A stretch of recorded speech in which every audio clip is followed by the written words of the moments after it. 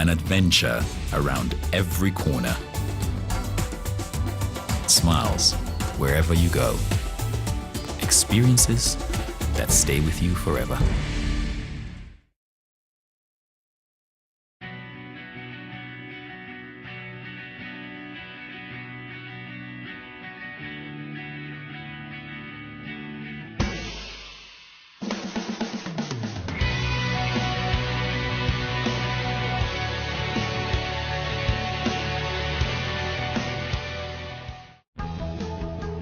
The new cloverleaf route format was introduced for the first time the year before, with riders spending multiple nights in each race village.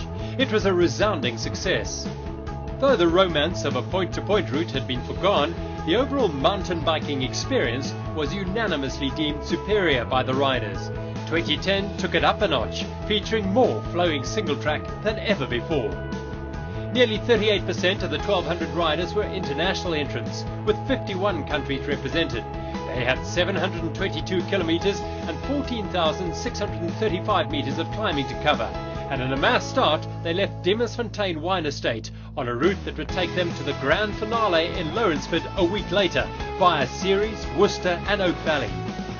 Waiting for them late on stage 1, after a demanding profile, they had a particularly brutal obstacle to overcome. A punishing 12-kilometer stretch of railway line into Ceres.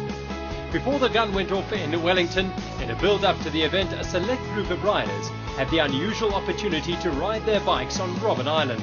1995 Rugby World Cup champions Joel Stransky and Chester Williams joined the 2007 and 2009 race winners Team Bulls and other lucky mountain bikers on the Freedom Ride on the island and visited Nelson Mandela's cell. 2010 Marathon World Champion Albin Lecata partnered with South African Kevin Evans, showed the most resolve, taking victory and pulling on the leader's jersey that evening. It was the second time Evans had worn yellow, but a first for Lecata. Rider spirits were buoyed the following day by a highly rewarding route nestled in the Witzenberg Mountains. Stage 2 took the race through Eerstelfontein and was trumpeted as the single-track stage, with over half the course made up of narrow, winding trails. Although the riders voted this cloverleaf-shaped route as their favourite to date, it was still a true test of their technical skills and stamina. Lecata and Evans survived their mechanical woes to hold on to the lead for another day, whilst the young star Barry Stander struggled with a stomach ailment. The tactically astute Carl Platt and Stefan Saam waited patiently for any weakness, ready to pounce. Sure enough, on stage 3, Albin Lecata shredded a tyre, forcing him to ride on his super-light carbon fibre rim. But these were not the smooth dirt roads that took Jakob Pugelsang into Bredasdorp in similar circumstances 2 years earlier. The trails were rocky, and before long his wheel had exploded, leaving him to carry his bike over the line. By stage 3, Stander had recovered his strength. He and Sauser took 3 stages in a row, including a convincing victory in the mid-race time trial around the hills of Worcester.